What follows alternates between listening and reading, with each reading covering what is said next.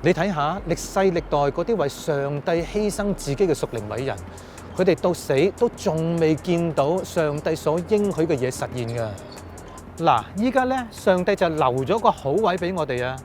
而佢哋成世人為之生為之死嘅期盼，就係差我哋呢一步啊！你睇下周圍，睇唔睇到啊？成個場嘅人都同你打氣啊！俾心機，捱埋佢，就到終點㗎啦！唔好放棄啊！唔好俾啲衰嘢拖你後腿啊！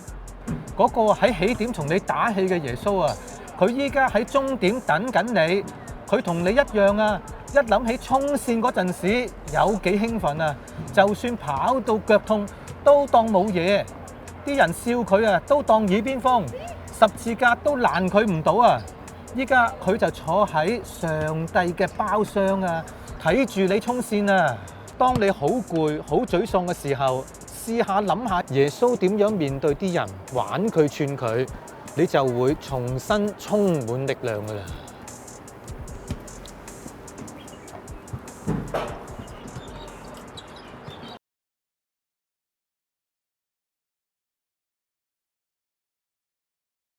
唔知你有冇用 AI 人工智能嘅呢？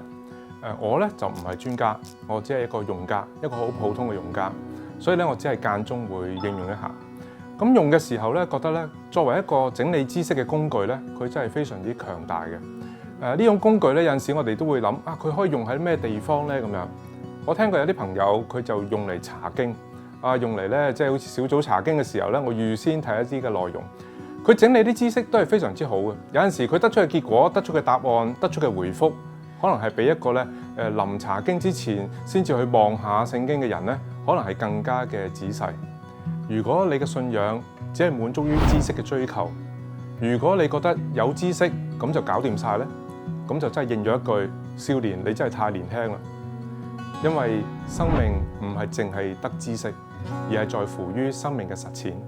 就好似我哋要去學習游水一樣，我哋去只係睇咗一本教游水嘅書咧，我哋如果冇落過水咧，其實我哋係唔識游水。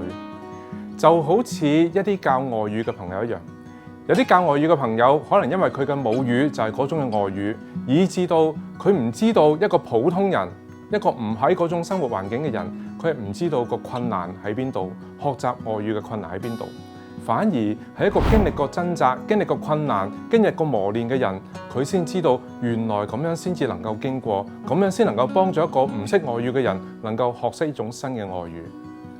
其實信仰都係差唔多，有陣時我哋唔係因為在乎知識就知道就會做得到，有時係因為我哋經過掙扎，經過咗嗰種困難，然後透過掙扎同困難，我哋明白到生命原來可以喺咁樣去揾到出路。每一個呢啲嘅見證都會幫助我哋，亦都幫助我哋記掛嘅人行落去。求主亦都幫助你使用你嘅經歷，讓到你嘅經歷既係幫助你，亦都係幫助你所記掛嘅人。